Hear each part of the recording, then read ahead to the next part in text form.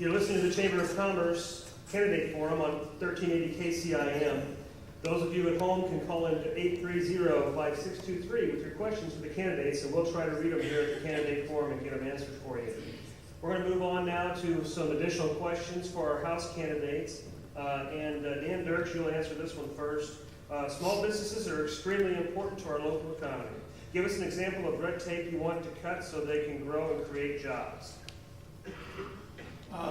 The red tape in a small business, there's regulations when you have to hire folks. You got workman's comp, you got unemployment insurance, you have additional insurances that you have to carry depending on what type of occupation you're in.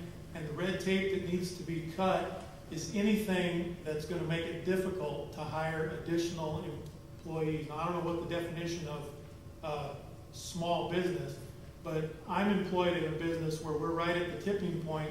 If we would have a surge of employment, we would find ourselves in a situation where we would be required, a mandate by the government, to require health insurance for all of our employees. Now, the people that I work for, are they going to grow themselves by 25% and cut themselves with a mandate that's unfunded from the federal government? I doubt that. And those kind of things need to be avoided at all costs. Thank you. Thank you, Dan Dirks. Dan Muehlbauer, same question. Right now, I sit on an executive board member for CDNC, and we work tirelessly trying to promote jobs and business for these small people. And right now, there's a bill being passed by Calder for $5.3 million for small business loans for these people. These are people that hire people that are, their employers are 35 jobs and less. Those are important things to help get these small businesses going. Western Iowa out here is all about small jobs, or small businesses, small jobs. We need to get and promote those. Those are the ideas that we can get behind and help promote the new opportunities, new jobs that we have. And cutting the red tape is just through our CDCs. They're working tirelessly to help move things along quickly. We have 3D programs or images that shows how to build buildings ahead of time so that you can go right in and build them quick. So we're doing a lot of things working with our business people out here, trying to make jobs easy and quick for new businesses to operate and want. And this new loan money will definitely help promote new jobs in Western Iowa. Thank you, Dan Muehlbauer. We're sticking with the House questions. Dan Muehlbauer, you're first. 3 years ago, the Iowa Safe Schools Law, also known as the bullying law, was passed and took effect. Every accredited public and non-public school in Iowa had to develop and implement policies to protect Iowa's youth on 17 categories, including perceived or actual sexual orientation and gender identity. Should the Safe Schools Law be repealed? No. It's really, as people go to schools, that's part of it. We need an education plan that will actually help out every student that's in there.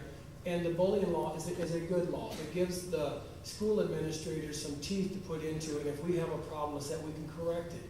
Otherwise, it just kind of goes on and nothing happens. Every student that goes to school has the right to learn and study and go farther on their education. So the bullying law is a very good law. We need to put teeth into that and keep it going. And thank you. Thank you, Dan Muehlbauer. Dan Dirks, should the Safe Schools Law be repealed? Yes, and as soon as possible.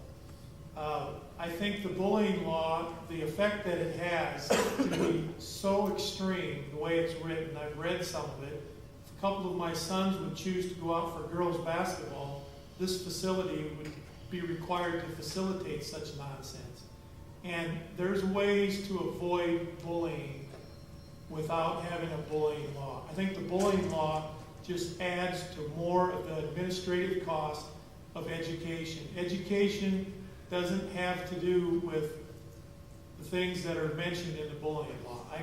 I know that bullying happens, but there's ways to get around it, and there's ways to implement a remedy for it without getting the government involved.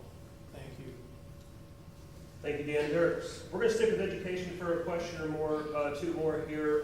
Dan Dirks, you're first. With the allowable growth for K-12 schools not set for fiscal year 11 and 12, what percent would you support or advocate?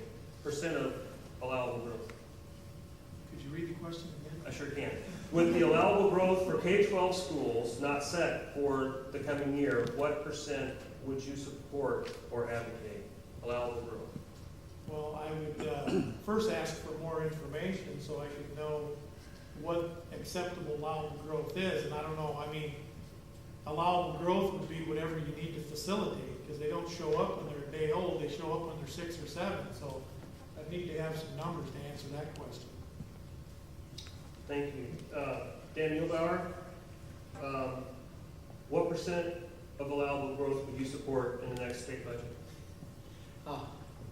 That is kind of a tough question. Like I say, we're sitting down and we really don't know what percentages you're looking at. And I don't know what, I suppose you want by the cost of living growth. I don't know what you would go by. That's a kind of a wild question. Okay. Then I'll let you try this one. This is a little bit.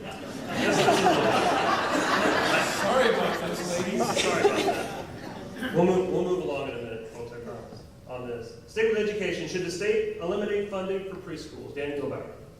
No, I sit on West Central Community Action Board, and early Head Starts and Head Start programs, it is shown that is the best money that we can possibly spend is on our early education programs.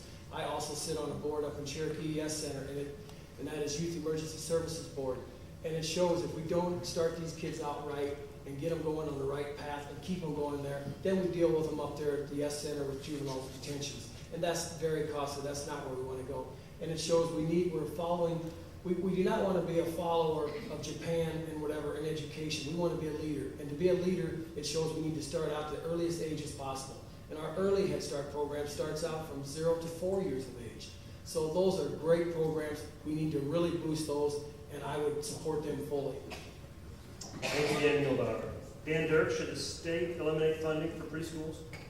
Cradle to the grave, he knows his party's agenda. I would say, first I need to know how young is preschool, and I think it's 4.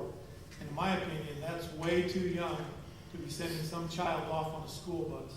Quite frankly, that would scare the bejeebers out of me. I don't think that these children belong to the state. These children belong to the parents that birthed them and reared them, and I would want their values and their principles instilled as much as possible. Thank you. Thank you, Dan Dirks. We'll give those